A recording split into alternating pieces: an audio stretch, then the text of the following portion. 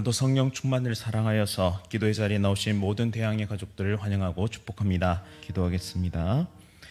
우리 인생을 창조하시고 인도하시며 날마다 세임과 능력 주시는 하나님께 찬양과 영광을 돌려드립니다. 힘들고 어려운 삶의 여정 속에서도 위로하시고 격려하시는 하나님이 함께 하심에 진심으로 감사드립니다. 이렇게 하나님의 크신 은혜를 받았음에도 죄를 지었음을 용서하여 주옵소서. 주의 볼로 씻어 정결하게 하여 주시고 빛의 자녀로 살아가게 하옵소서. 담임 목사님을 영육간에 강건하게 하시고 항상 성령 충만의 은혜를 더하여 주옵소서. 사모님과 자녀들에게 크신 은혜 내려주시어 회복의 은혜와 평안의 기쁨을 누리며 살아가게 하옵소서. 원로 목사님과 사모님을 인도하여 주시고 건강을 지켜주시며 날마다 큰 기쁨과 은혜를 더하여 주옵소서. 장로님과 권사님 그리고 모든 대항의 가족들의 삶을 인도하시고 힘과 지혜를 더하여 주옵소서. 특별히 구역장들에게 성령 충만의 은혜를 부어 주옵소서. 여러 가지 질병으로 고통 가운데 있는 성도를 치료하여 주시고 속히 회복되게 하옵소서. 연로하신 부모님들을 붙잡아 주시고 항상 하늘 소망 가지고 믿음의 길을 잘 달려가게 하옵소서. 다음 세대가 기도로 강하고 말씀으로 담대한 하나님의 자녀로 자라가게 하옵소서. 우리나라를 지켜주시고 대통령과 세우신 리더들에게 지혜와 명철을 다하여 주셔서 나라를 평안히 잘 이끌어가게 하옵소서. 러시아와 우크라이나 전쟁이 그치고 평화가 찾아오게 하옵소서. 군 복무 중인 주의 자녀들, 해외에 나가 있는 자녀들을 눈동자와 같이 지켜 주옵소서. 특별히 세계 선교 사명 감당하시는 귀한 선교사님들의 사역 위에 큰 은혜를 내려 주옵소서. 천사 찬양대의 찬양을 기쁘게 받아주시고 형통한 삶으로 인도하여 주옵소서. 모든 새벽 성도들에게 성령 충만의 은혜를 부어 주옵소서. 예수 그리스도의 이름으로 간절히 기도드립니다. 아멘. 오늘 하나님께서 우리에게 주시는 말씀은 사도행전 15장 1절부터 11절까지의 말씀입니다. 신약성경 212면에 있습니다. 사도행전 15장 1절부터 11절까지의 말씀 한 절씩 교독하실 때 살아계신 하나님의 음성 들으시기 바랍니다. 어떤 사람들이 유대로부터 내려와서 형제들을 가르치되 너희가 모세의 법대로 할례를 받지 아니하면 능히 구원을 받지 못하리라 하니 바울 및 바나바와 그들 사이에 적지 아니한 다툼과 변론이 일어난지라. 형제들이 이 문제에 대하여 바울과 바나바와 및 그 중에 몇 사람을 예루살렘에 있는 사도와 장로들에게 보내기로 작정하니라. 그들이 교회의 전송을 받고 베니게와 사마리아로 다니며 이방인들이 죽게 도로한 일을 말하여 형제들을 다 크게 기쁘게 하더라.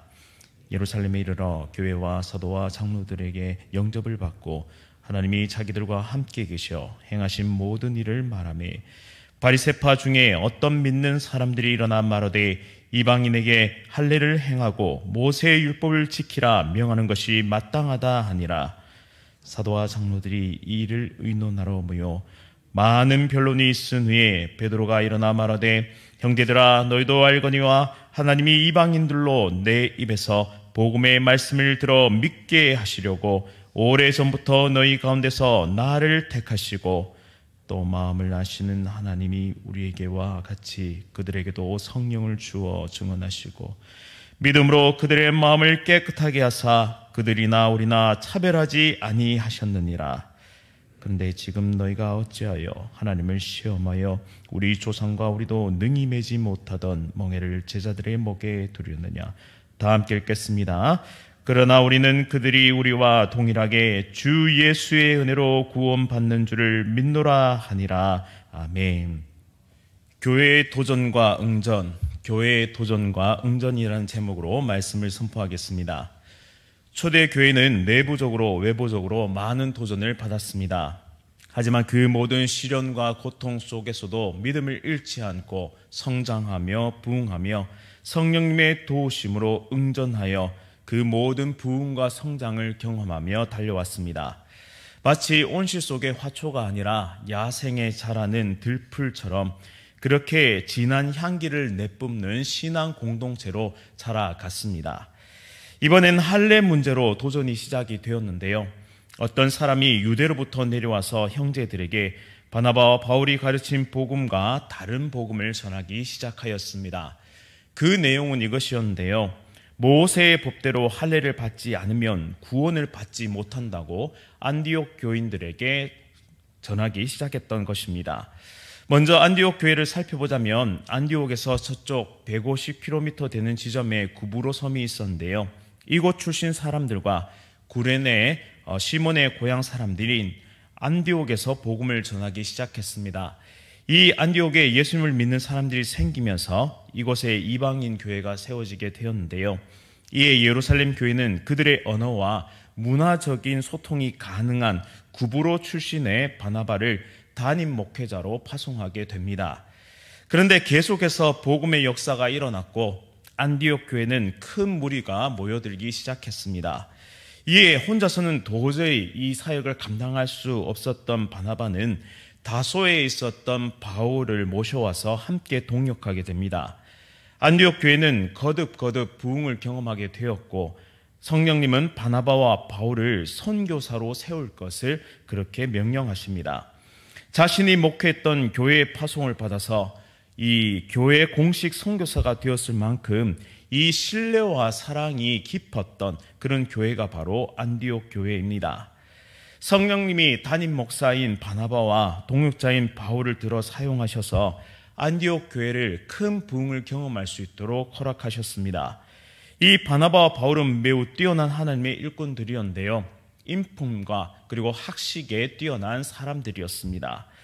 우리가 생각하기에 이렇게 대단한 인물들에게 배웠다면, 그 가르침을 받고 배웠다면 흔들리지 않을 것이라고 생각할 수 있습니다. 그런데 본문을 보면 우리의 생각이 단번에 깨지는 것을 경험합니다. 모세의 법대로 할례 받지 않으면 구원을 못 받는다는 유대에서 내려온 어떤 사람들의 가르침에 안디옥 교인들이 흔들리고 있습니다. 심지어 바울과 바나바가 그들과 격렬하게 다투면서 이 거짓 교사들과 변론함에도 불구하고 안디옥 교인들은 바울과 바나바가 전한 복음을 전적으로 신뢰하지 못하는 모습을 보여주고 있습니다. 왜냐하면 자신들은 이방인들이고 그들, 그러니까 유대에서 내려온 사람들은 본고장 사람들이기 때문에 결국 안디옥 교회는 다음과 같이 결정하게 됩니다. 2절 말씀인데요. 바울 및 바나바와 그들 사이에 적지 아니한 다툼과 변론이 일어난지라 형제들이 이 문제에 대하여 바울과 바나바와 및 그 중에 몇 사람을 예루살렘에 있는 사도와 장로들에게 보내기로 작정하니라 라고 말씀합니다. 이 문제를 들고 바울과 바나바를 포함한 대표단을 예루살렘 교회로 파송하기로 작정합니다. 이 예루살렘에 누가 있었느냐? 바로 사도와 장로들이 있었는데 특별히 예수님의 직계제자 또 수제자인 베드로가 있었습니다. 이걸 다르게 생각해보면 베드로의 말에 더 많은 권위를 실어 주었다라고도 해석해 볼 수 있겠습니다.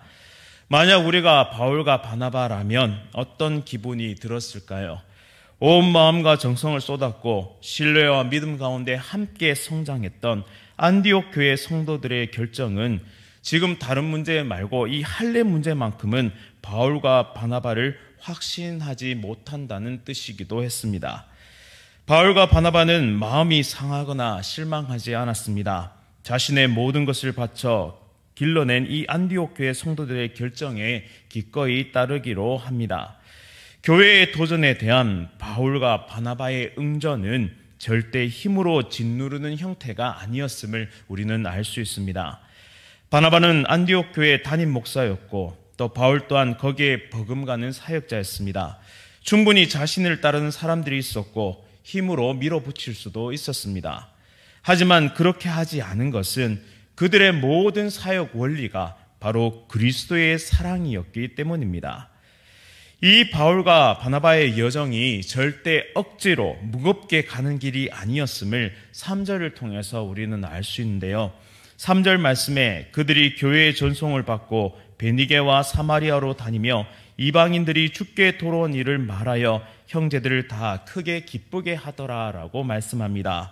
그들의 여정 가운데 만나게 된 형제들에게 복음의 역사로 인해서 이방인들이 돌아온 것을 기쁜 마음으로 이 선교 보고까지 하고 있습니다. 드디어 예루살렘에 도착했고 교회와 사도와 장로들의 영접을 받습니다. 그리고 동일하게 하나님께서 자기들과 함께 계셔서 행하셨던 모든 일들을 또 기쁘게 말합니다. 이때 바리새파 중에 어떤 믿는 사람들이 일어나서 앞선 거짓 교사들과 똑같은 주장을 하는데요. 이방인에게 할례를 행하고 모세의 율법을 지키라 명하는 것이 마땅하다라고 주장합니다. 이제 사도와 장로들이 이 일을 의논하러 모였습니다. 많은 변론이 오간 후에 베드로가 일어나 말하기 시작합니다. 베드로는 마음을 아시는 하나님이 우리에게와 같이 이방인들에게도 성령을 주어 증언하시고 믿음으로 그들의 마음을 깨끗하게 하사 유대인이나 이방인을 차별하지 아니하셨다고 선포합니다. 성령을 부어 주심으로 하나님께서 유대인의 마음을 깨끗하게 하신 것처럼 이방인들도 동일한 방식으로 죄로부터 정하게 하셨다는 것이죠. 즉 하나님의 관점은 그 마음의 정화, 마음의 깨끗함이지 율법 준수가 아니었음을 분명히 하였습니다. 그러면서 할례 문제에 대해서 너희가 어찌하여 하나님을 시험하여 우리 조상과 우리도 능히 매지 못하던 멍에를 제자들의 목에 두렸느냐라고 반문합니다. 유대인들이 과연 율법을 성공적으로 다 지켰습니까? 절대 아닙니다. 율법은 철저하게 인간의 한계를 보여줬을 뿐입니다. 그리고 이렇게 결론을 내리는데요. 그러나 우리는 그들이 우리와 동일하게 주 예수의 은혜로 구원받는 줄을 믿노라. 이것은 바로 저와 우리의 고백이기도 합니다. 우리는 오직 예수님의 은혜로 말미암아 구원을 받은 것처럼 구원을 받는 것임을 우리는 인정해야 합니다. 그렇게 우리가 자랑할 것도 없고 다른 이에게 요구할 것도 없습니다. 오직 은혜로 구원받았습니다. 오늘 본문은 교회의 도전에 대한 응전의 자세 3가지를 깨닫게 해주는데요. 그 첫 번째는 진리의 문제에서는 분투하며 끝까지 싸우되 그 마음의 사랑을 잃지 말아야 한다는 것입니다. 안디옥 교인들을 사랑하였기에 바나바와 바울은 기꺼이 예루살렘 교회로 향했습니다. 내가 이 교회를 위해 많이 헌신하고 애썼는데 라면서 마음에 실망하거나 좌절하지 아니하고 안디옥 교회의 결정에 따랐습니다. 그 중심에는 사랑이 있었기 때문입니다. 두 번째는 교회의 도전에 대해 힘으로 깔아뭉개는 힘의 방식이 아니라 말씀에 따라 논의하고 결정하는 방식이었다는 것입니다. 할례 문제를 놓고 끊임없이 말씀을 따라 논의하고 결정했습니다. 진리가 아닌 공격을 해올 때, 진리가 아닌 것이 교회를 공격해 올 때 교회는 응전하기 위해서는 반드시 변증할 수 있는 말씀에 대한 암과 진리에 대한 깊이가 있어야 함을 발견합니다. 그래서 우리는 끊임없이 기회가 닿을 때마다 이 말씀을 배우고 익히며 그리고 그 모든 깊이를 그리고 그 모든 넓이들을 넓혀 나가야 합니다. 교회는 1:1 제자 양육과 대한 가족의 삶을 통해서 그러한 기회들을 제공하고 있고 또한 우리의 삶 속에 또 큐티를 통해서 또 말씀 묵상을 통해서 우리는 이러한 깊이들을 넓혀갈 수 있음을 기억하면서 말씀을 항상 배우고 익히는데 애써야 합니다. 세 번째로 오늘날 교회가 당회와 그리고 공동회의, 노회 그리고 총회로 모여서 교회의 중요한 사항들을 결정하듯이 이 할례 문제도 그렇게 모여서 결정했다는 것입니다. 그리고 단순히 모인 것이 아니라 그곳 가운데 말씀을 중심으로 치열한 논쟁들이 있었고 그들은 기도하는 마음으로 교회가 바른 길을 가기 위해서 애쓰고 수고하며 이 진리를 붙잡고 이 모든 것들을 해나갔다는 것을 발견하게 됩니다. 이처럼 교회는 하나님의 말씀을 붙잡고 그 말씀 가운데 중요한 것들을 결정해 나갑니다. 그리고 더 중요한 것은 이렇게 결정되어진 것, 즉 바나바와 바울이 안디옥 교회의 결정에 순종하였던 것처럼 또 안디옥 교인들은 예루살렘 회의가 결정하였던 것에 순종하였던 것처럼 바로 우리는 순종이라는 중요한 행동과 그리고 중요한 그런 믿음의 그 행동들로 나아가야 한다는 사실입니다. 도전을 받았던 안디옥 교회가 분열되지 않았던 이유는 그 중심에 순종이 있었기 때문입니다. 이 모든 믿음의 과정, 그리고 말씀을 가지고 이 모든 삶의 과정, 그리고 모든 중요한 사항들을 결정해 나가는 이 과정들을 존중하고 순종하는 것이 바로 우리가 교회에 당면한 문제들을 이길 수 있는, 그리고 응전할 수 있는 방법임을, 그리고 그러한 자세임을 깨닫게 해줍니다. 본문에서는 할례 문제였지만 오늘날 우리에게는 너무나 다양한 문제들이 우리 교회를 향해서 도전해 오고 우리 현대의 교회들을 도전해 오고 있습니다. 그때 진리의 문제 앞에 분투하되 사랑을 잃지 말아야 하고 말씀의 기준을 더욱 높이 세우고 교회의 결정에 순종하면서 우리 모든 교회들이 그렇게 멋지게 응전할 수 있기를 간절히 소원합니다. 그래야 사탄의 괴계가 너무나 크고 또 세상의 물결이 너무나 거세며 또한 진리의 문제에 있어서 많은 도전을 받을 때에 우리는 분열하는 것이 아니라 오히려 이 위기 가운데 부흥을 경험하는 하나님의 거룩한 백성들이 되어갈 수 있기를 간절히 바랍니다. 분명히 기억해야 할 세 가지, 사랑과 그리고 말씀과 순종, 이 세 가지를 기억하면서 오늘 하루도 승리하는 거룩한 주의 백성들 다 되시기를 간절히 바랍니다. 광고 말씀드립니다. 양선 5구역 송승자 권사님 부친께서 소천하셨습니다. 전북이산 원광대학교 장례식장이고 교회 출발은 오늘 오전 10시에 합니다. 많은 위로와 기도를 부탁드립니다. 말씀을 기억하면서 함께 기도하겠습니다. 전능하신 하나님 아버지, 교회는 끊임없는 도전을 받습니다. 무엇보다 복음의 본질을 위협하고 교회를 분열시키려고 하는 오늘날의 사탄의 공격이 너무나 거셉니다. 이때 진리를 지키기 위해 말씀을 가지고 분투하며 끝까지 지체를 사랑할 수 있는 힘을 주옵소서. 말씀의 기준을 높이 세우게 하시고 늘 말씀을 배우고 준비되게 하옵소서. 또한 기도와 말씀으로 세운 교회의 결정에 순종하는 마음을 주시고 분열이 아닌 부흥을 경험케 하옵소서. 상을 당한 가정을 위로하여 주시고 하늘 소망으로 충만하게 하사 모든 장례 절차 가운데 위로와 은혜가 있게 하옵소서. 예수 그리스도의 이름으로 간절히 기도드립니다. 아멘.